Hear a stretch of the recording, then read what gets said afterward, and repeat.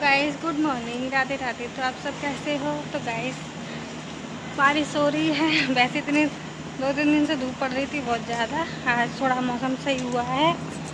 और हम कहाँ पर आए हैं आप देख सकते हैं। जगह देख के समझ में आ गया होगा। हम आए हैं अपने घर, यानी कि मम्मी के घर। चलते हैं, दिखाते हैं।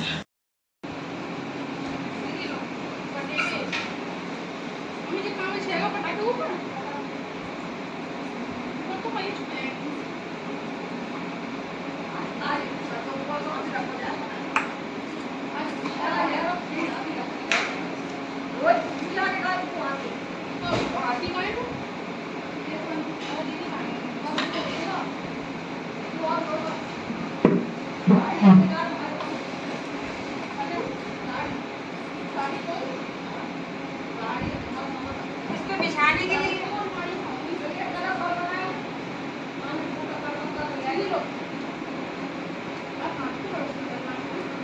अच्छा, इसीलिए घर पे ये आती है।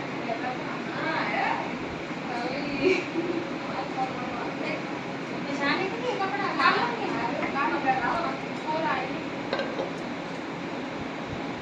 दीपक जलाते हैं। 16 दिया जलाएंगे, 108 है।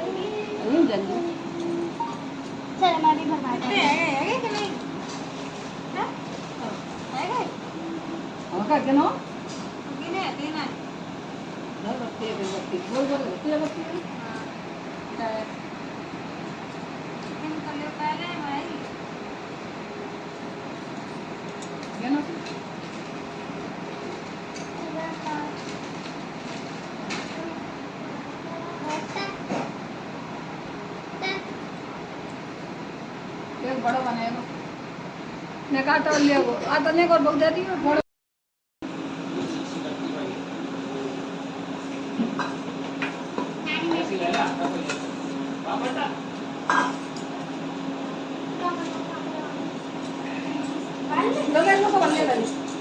चावल बोलूं क्या करता है अमृत में दे दे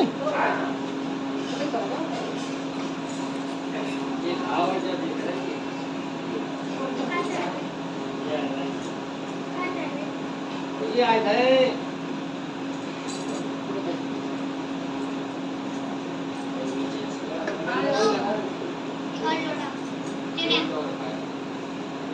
चावल ले चावल डाले लो जी खाते हैं वहां पे ये आए थे ये लगा दे प्लेट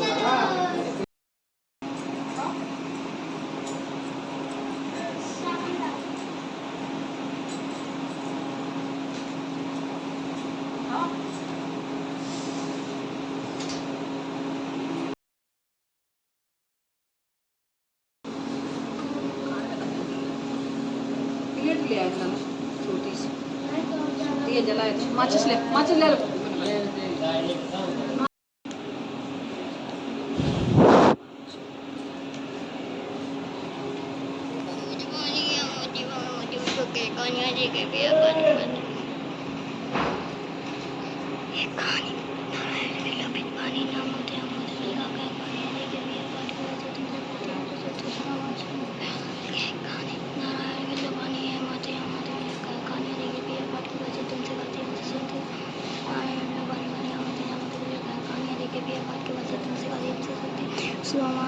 सोला बोल के कहानी नारायण बिल्लू पानी मोती मोती कहानियाँ लिखे पिया पाठ के वजह तुमसे गाती हमसे सुनते सुनो मजा सोला बोल के कहानी नारायण बिल्लू पानी मोती कहानियाँ लिखे पिया पाठ के वजह तुमसे गाती हमसे सुनते सुनो मजा सोला बोल की कहानी नारायण बिल्लू पानी मोती कहानियाँ लिखे पिया पाठ के वजह तुमसे गाती सोला बोल की कहानी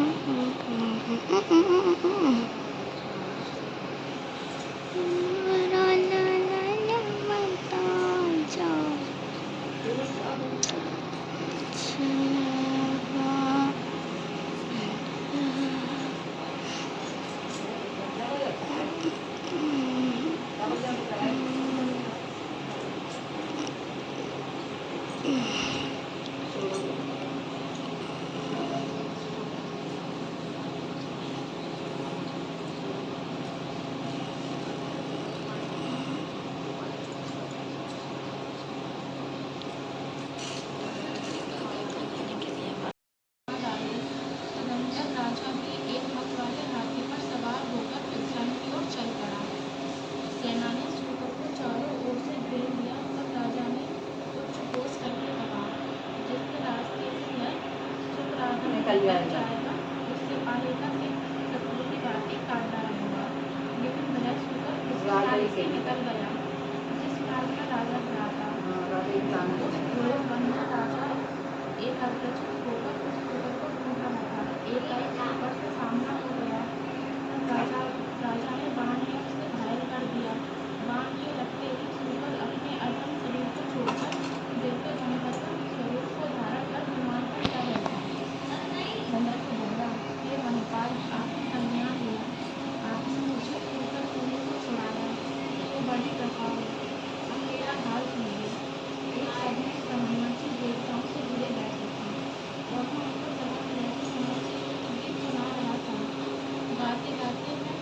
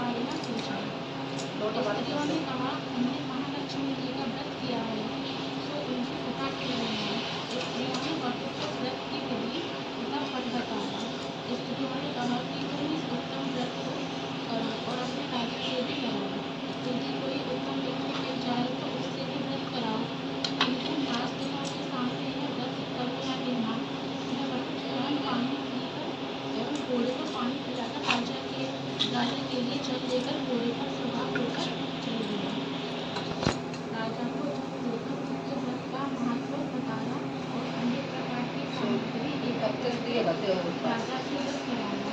तुरंत वह राजेंद्र घोड़े पर सवार होकर ब्राह्मण भट्टों के साथ अपनी कुएं के पास पहुंच गया। अपने राज्य को आगे देखकर वो वासियों ने पहले आदि राजाओं को बताते हुए कालाओं से उनका स्वागत किया। इस प्रकार हुए दान के लाभों से पूजित को उस ब्राह्मण भट्टों के साथ अपनी कप्तानी को देवी के महल में गया। जाते ही पानी ने राजा की बात में बोला नहीं किया। देखा बता देखा इस पर रानी ने अत्यंत क्रोधित होकर कहा, मालूम होता है राजा शिकार के बहाने किसी दूसरी स्त्री के पास गया था। उसी के सौभाग्य के लिए राजा ने हाथ में यह गोरा बांध रखा है। इसी का पूछे यह ब्राह्मण बालक भी मुझे देखने यहाँ आया है। ऐसा विचार करके चोर देवी ने राजा को भाग में बंधा गोरा तोड़कर पत्थर पर डाल दिया। संयोगवश उसी समय चंद्र देवी की दासी कुछ देखने आई थी। उसने वह डोरा उठाकर ब्राह्मण भट्टों से उसका कारण पूछा। तो उन्हें बाजी को सारी बात बताई और व्रत के बारे में भी बताया। तब दासी ने चंद्र देवी के पास जाकर वह व्रत बताया और ब्राह्मण विधिवत महालक्ष्मी का उत्तम व्रत का पूजन किया।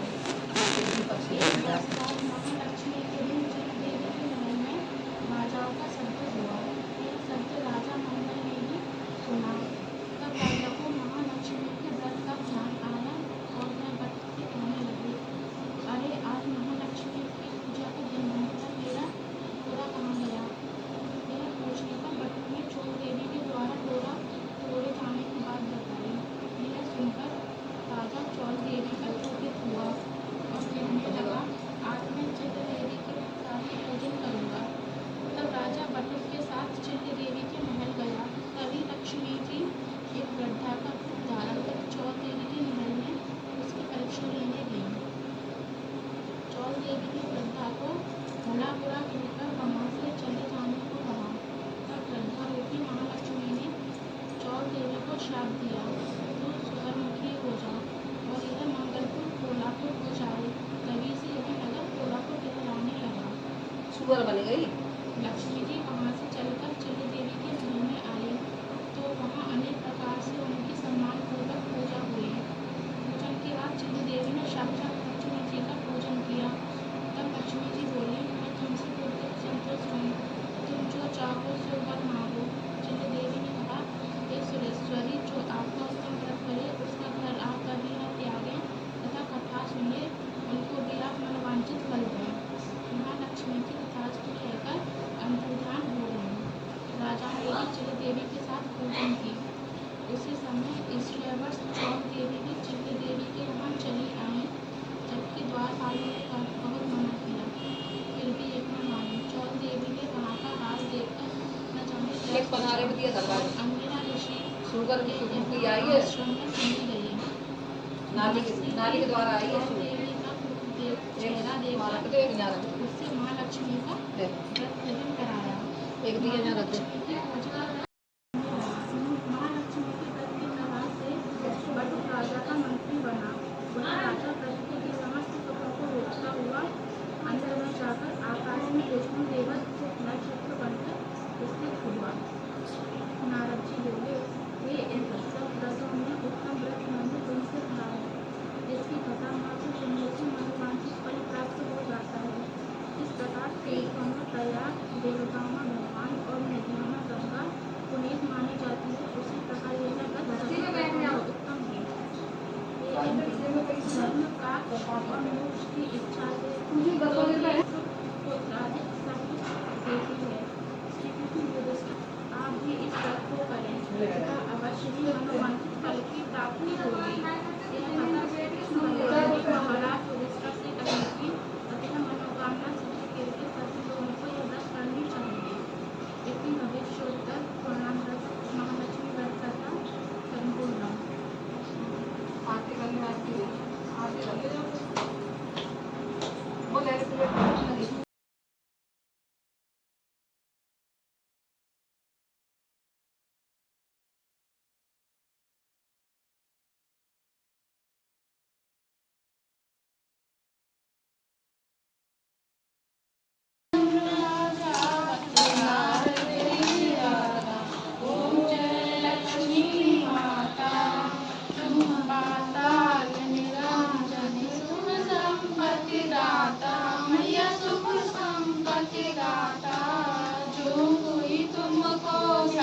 भक्त जो कोई तुमको ध्यावत रिद्धि सिद्धि फल पाता।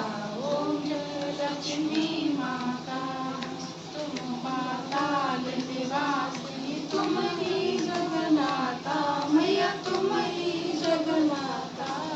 धर्म लाभ काशन कर्म प्रकाशन भगवति की दाता। ओम जय लक्ष्मी माता।